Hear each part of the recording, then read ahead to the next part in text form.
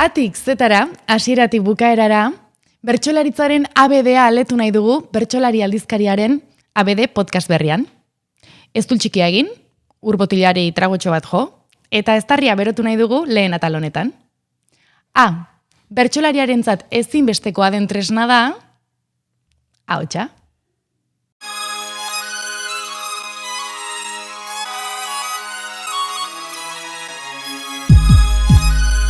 Mikrofono parean jarrita eta ahotsa aurratu gabe, hori guk uste dugunaren arabera.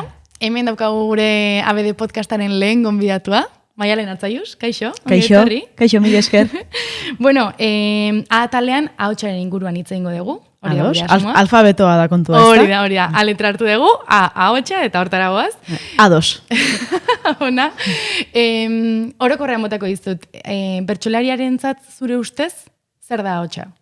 Bueno, nire ustez bere lehenbiziko lantresna da, ezta? Ahotsi gabe bertsoak idatzi daitezke, baina gaur egun egia da bertso paperek agian garai batean baino garrantzi gutxiago daukatela, beraz gaur egun bertsolari bat ahotsi gabe ez da irudikatzen. Esan behar nuen ez da bertsolaria, baina ez dut hori esango. Vale. Baina bueno, gaur egungo formatuan argi dago oinarrizko lantresna dela. Bai, tresna garrantzitsua da. Bai. Eta oina pixka pertsonaera, Maialen bezala, bertsolari bezala, ahotsa zer da, zuretzat?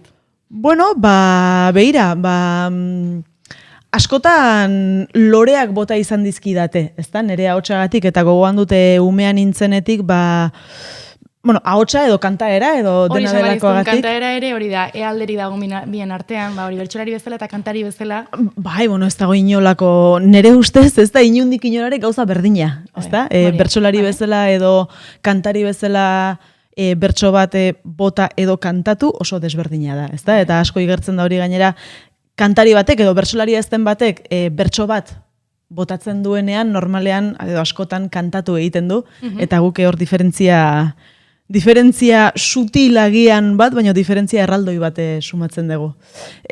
Bai, esaten ari nintzena, txikitatik egia esan, askotan esan izan diate, ze ondo kantatzen dezun, bertso saio bat eginda gero, edo gogoratzen dute umean nintzela Altsasuko edo Mungiako eskolarteko finalen ondoren, komentari hori iten zidatela askotan, eta, bueno, egia da nik beti pentsatu izan duela, bai, baina hori ez da garrantzitsua, hemen, ez da? Baina egia da askotan entzun duan zerbait dela. Vale, bai.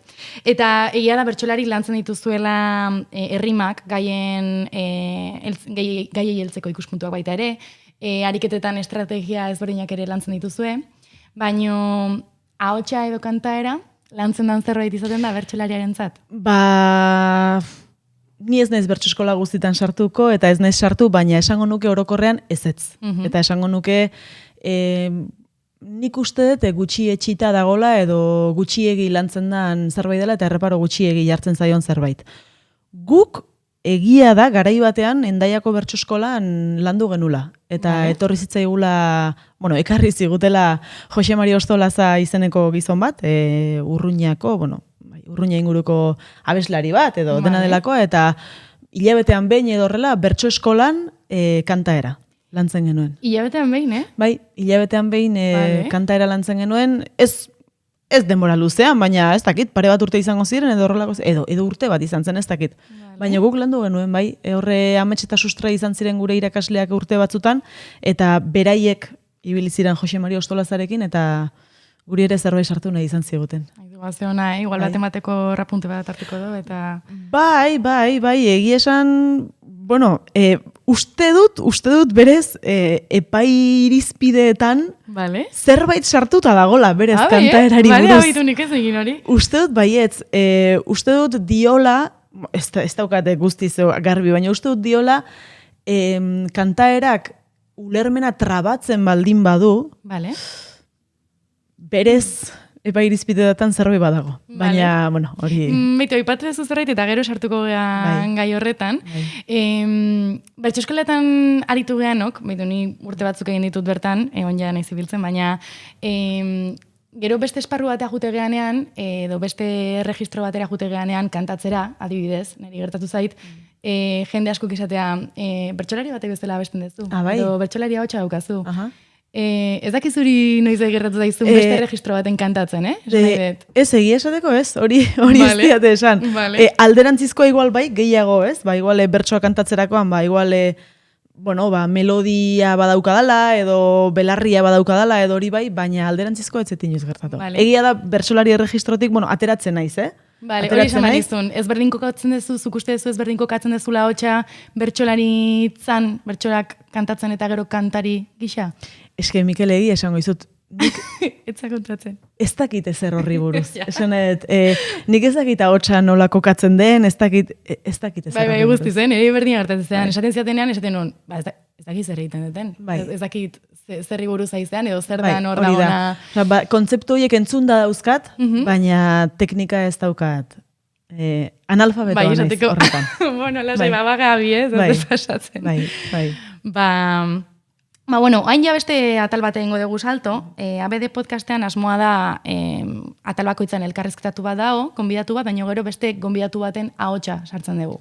Vale? Galdera bat botatzen diogu, eta berak bere hausnarketa botatzen du, edo bere iritzia botatzen du, entzun, eta gero komentatuko dugu, vale? Oraingoan, Ane Belokiri galdetu diogu, ea berak ahotsa prestatzen duen, lantzen duen, bertsolaritzarako, edo landu behar izan duen noizbait. Ados. Entzun dizagun. Bueno, nik ez dut uste prestaketa berezik indetenik inoiz ahotsa lantzeko. Iruditzen zaitela urteen poderioz eta igual gehiago kantatzean ondorioz ahotsa aldatu intzaitela eta hobetu intzaitela nire gustorako behintzat. Eta hori grabazioak entzuten antzeman izan dut. Eta gero saio bateako edo nunbaiten abestu beharretenen, ez dute prestaketa berezirik iten, egia da saiatzen izela aurrez zaintzen ahotsa, eta urrengo egunen zerre bai badauket, bezperan zaindu, bezperan edo bezperako egunetan zaindu, gehi ez urratzeko, ze egia da, azkar urratzen zaitela nahi ahotsa, eta hoxe saiatzen naiz, eliketa gutxien forzatzen, eta aliketa goxoen mantentzen. Baina hola, lanketa berezirik printzipioz ez detin, nahiz eta, interesatuko litzaidaken zehose probatzea, edo norbaitek zehose jakingo balu, interesatuko litzaidake, jakitea gai. Gauza interesgarria komentatu ditu. Egia da, biok bertsoskola berdinen ibelitako gea, geroan ibiltzen da bere kontura, baina guk ez dugu zuek zuen aukera hori izan, eta egia esan interesgarria iruditzen zait. Baina gero esan do, ahotsa batzutan zaindu behar dela galdu egiten degulako. Eta hori gertatzen da kantatzen degunean, eta ahotsa, instrumentu badanean, ez? Bai, ahotsa instrumentu bada, eta badakigu ez, gehiegi hitzegitea, oiuka hitzegitea, parranda botatzea, izotza edatea. Izotza, nik askotan izotza garaiket interior. Bai, hori dena txarra dela badakigu, nik suertea daukat, egia esateko, eta nik ahotsa galdu edo ahotsa urratu, oso oroitzapen gutxi daukat. Bai, nik onartu behar dut horretan ez detela horretan pentsatzen. Nire parrandak bota ditu danean, gelditu naizea ahotsa urratuta, baina orokorrean suerte daukat. Zorte da, bai, zorte da. Bai, ez dakite hori ja zerbait naturala da. Nik uste hori ja landu daiteke, agian bai, baina ez urratzearena uste suertea dela. Bai. Gaur egun egia da, testinguru ezberdin baten ahotsa ezberdin kokatzen degula, ez dakit gehiago estutu, gutxiago, ez? Ez dakit berdin zait. Kasu honetan, nik nire terrenora egiten dut buelta, antzerkian edo ikusentzunezkoan ezberdina da, ez? Bertsolaria esaten da, ohituta dagoela mikro aurrean kantatzera. Zure ustez ze alde onditu mikro aurren kantatzera ohituta egoteak edo, argi dago mikrofonoa salbazio bat izan dela bertsolari askorentzat, eta bertsolaritzarentzat, orain dela urte pila bat mikrofonorik etzegonean, hor etzegoen gaizkia abesten zuen bertsolaririk, eta baldin bazegoen orduan bai handicap bat zela, ezta? Eta oso kerrez baldin banago, esate baterako Pedro Mari Otañori bai katxarro deitzen zioten ahotse txarra zuelako, eta agian horregatik bereziki zen bertso idazle ona, eta agian bereziki horregatik iritsi zaizkigu bere hainbeste bertso idatzi, eta agian horregatik gelditu da memorian, baina berez agian bapatean etzen hain abeslaria, ezta? Esango dugu edo etzen hainbeste aritu, adibide bat da. Baina mikrofonoak egia da bertsolaritzari asko lagundu diola, eta ondo iruditzen zait, ez? Ahots ona izan edo ahots txarra izan, zu bertsolari ona izan zaitezke, eta demokratizatu du nolazbait ere ahots ahulxeagoa duen pertsona bat ere bertsolari izatea, ezta? Bai. Eta horri jarraituta alde ezain honen bat aterako zenioke? Mikrofonoari? Bai. Ez, egia esateko horrela orain bote pronto pentsatu da ez dakitzu zerbait daukazun buruan, baina... Ez, nik mikrofonaren aldekoa naiz. Bai. Egia da, batzutan, oso gutxitan, baina batzutan gertatzen dela norabaitera joan bertso poteo bat, bertso bazkari bat, bertso afari bat, eta mikrorik ez egotea, osine alde sariketan esate baterako ez da mikrorik egoten, eta batzuk beldurtzen ditu horrek ni ez nau ikaratzen esate baterako, baina ni mikroari alde txarrik ez diot ikusten. Vale, primera. Kantatzerako momentuan, kontzientik izaten duzu saio batera noa, eta gaur horrela bestuko dut, edo berez ateratzen zaizun zerbait da? Ez, berez ateratzen zaidan zerbait da. Bai, naturala. Bai, horrez dia epatu duzu pixka bat, baina... Bai onartu behar dut, gutxi batzutan, baina batzutan gertatu zaidala, esate baterako azkeneko Xilebako finalean bai gertatu zidan, eta aurreko batzutan ere bai, bakizu, bertsoak edo bertsolariaren buruak beti ez du berdin funtzionatzen, eta batzutan dena ongi doa, eta beste batzutan dena da xenda edo mendibide sasitsu bat, ezta? Eta bai hartzen naiz, dena, buru barruan autopistan doan egun hoietan, bai zentratu izan naiz bertsoa kantatzen ari naizen edo bertsoa improvisatzen txapelketan, bertsoa improvisatzen ari naizen momentu hortan kantaeran. Vale. Eta orduan asko gozatu izan dut. Esango dugu, momentu, orgia momentu bat izaten da. Bai, disfrutatuko dut kantatzen horrela, ez? Bai, gutxitan gertatu izan zait, baina gertatu izan zait. Bertsoa errex doanean, pentsatzea, orain kantatu egingo dut. Bai. Ze ona, vale. Oso ona. Pixkat lehengo gai hartuko dugu, lehen aipatu dugu pixkat kantatu egia baldin bada bertsoa, ez? Bada askotan aipatuan zerbait, dala bertsolariak ondoegi kakotxen artean kantatu ezin duenarena, edo kantatu egia baldin bada bertsoa, igual bere indarra galdu dezakela, ez? Zure ustez, nun dago muga? Beira. Zagitala bizi ezuntzuk ere? Ez, bai, nik beti defendatu izan dut hori, eta nik uste dut oso bertso frikiok bakarrik ulertzen dugun zerbait dela, ezta? Uste dute bertso frikion gandik kanpo inork ez duela ulertzen, zein den muga hori, zergatik den batzutan kantatua, zergatik botatzen den batzutan bertsoa, eta zergatik ez duen balio, nire ustez, kantatua izateak improvisatua denean, ezta? Baina nun dagon muga, begira, esango dizut,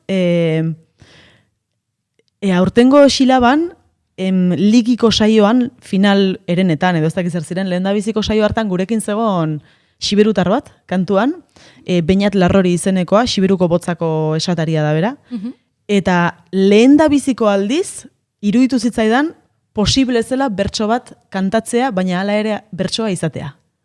Improvisatua, benetan harritu ninduen, bera Xiberutarrak, uste dut, Xiberutarrak taldeko abeslarietako bat da, eta lehenbiziko aldiz entzun nuen bertxotan, eta asko harritu ninduen, ordurarteko nire eskema guztiak hautsi zizkidalako, ezta? Bertsoa bota behar da, ez da kantatu behar, eta berak kantatu egiten zuen, baina hala ere bertsoa zen. Muga beregan ikusten dut. Beñat Larrori, entzun. Venga, apuntatuko dugu, danok. Bai. Hazearra, manik ere ikusiko dut. Eta, aipatu dugu, bertsolariaren ezinbesteko tresna da ahotsa. Zure ustez, baita ere zerbait pintzela bat eman diguzu, baina bertso eskoletan nahikoa lantzen dela uste duzu? Ez gaztetxoetan bakarrik, baita ere entrenamentutan eta... Ez, nik esango nuke hori gainera ez dela orokorrean bertso eskolan lantzen den zerbait izaten, baizik eta norbaitek behar berezia sumatzen baldin badu, berak bere aldetik lantzen duela. Ez dut uste askok egin duten zerbait denik, badakit batzuk egin dutela, eta alde handia sumatu zaie, eta nik bultzatuko nuke jendea, bere ahulgune bat baldin bada kantaera edo ahotsa, nik uste dut lantzeak on egingo liokela edo zeini. Gainera, lehen esan dute epai irizpideetan berez zerbait idatzita dagola, baina berez ez da epaitzen, ez da, esango dugu. Baina argi dago, bertsoa belarritik sartzen dela, eta nahi eta nahi ez ongi saldutako edo gaizki saldutako berso bat ez dela berdin iristen, nik hori bai pentsatzen dut, edo bai. Esaten da hori, bai. Bai, nik hori sinisten dut, orduan, eta pena da, ze batzutan oso bertso on bat izan daiteke, baina espaldin bada ongi iristen, ziurrenik epaileari ere etzaio berdin iritsiko, edo jendeari etzaio berdin iritsiko, orduan, nik gomendatuko nioke, norbaitek arazotxo bat izango balu hor, zalantzari gabe lantzea. Bere alde. Bai, dana bere aldeko izango da. Bukatzaldea, zure aurreko bertsolarietan, zure belaunaldia baino lehenagoko bertsolari horietan, erreferenterik kantari eta kantakerari dagokionez, abeslaia dagokionez? Beira, sekulatzea den hau galdetu, baina bai, badaukat buruan pertsona bat, eta da, nik beti esango duten eretzat emakumezko erreferenteak bere garaian, lehen da bizikoak, Estitxu Arozena eta Estitxu Eizagirre? Vale. Estitxu Eizagirre ez, Estitxu Fernandez. Estitxu Fernandez. Izan zirela, gu iparraldekoak izan da gure txapelketa, orduan Nafarroako txapelketa izaten zen, eta ni umetan asko joaten nintzelako Nafarroko txapelketako saioak ikustera, eta entzutera, eta bertan, nik Estitxu Arozena eta Estitxu Fernandez ikusten dituen. Eta oso gogoan daukat Estitxu Fernandezek nola kantatzen zuen, eta benetan umean nintzela impactatzen zidan zerbait. Nere ustez, nere garai hartako ume iritzi horretatik behintzat, beste guztien gainetik zegoen kantaeran. Eta asko gustatzen zidan, zeuzkan doinu batzuk bereziki, beste, ez dut esango beste inork erabili ezin dituenak, baina oso gora iristen zen, oso zuzen, oso afinatuta, oso txukun kantatzen zuen Estitxu Fernandezek. Bai. Eta zure belaunaldiko edo gaztetxoetatik, baten bat aipatuko zenuke? Ongi abesten duena? Bai, atentzio ditu izuna kantakeragatik, edo bai. Bali malkazu, Bai, begira, ez da nere belaunaldikoa, pixkat, hau ere zartxeagoa da, baina beste norbait atentzioa deitu didana, arreta deitu didana, bada Maialen Lujanbio. Ez dakit zehazki, ahozkera berezia du, ahotsa ere berezia du, ez da agian euskaraz ulertzen ez baldin baduzu eta bertsolaritza ulertzen ez baldin baduzu zer den lehen da biziko entzunaldian oso goxo sartzen den ahots bat, ez da? Bai. Eta kantaera bat, baina lortu du nolazbait bere armetako bat hori izatea. Bai, geratzen da. Bai. Horrekin geratzen zea baita ere. Bai. Egia da. Bai. Oso bereizgarria da. Bai. Maialen, eskerrik asko. Zure zintzotasunagatik, zure eskuzabaltasunagatik. Eta gure atalari ahotsa jartzagatik. Ongi, arekin hasiko gara, aberre mendik aurrera nola doan alfabetoa. Mil esker. Hau pasu. Mil esker.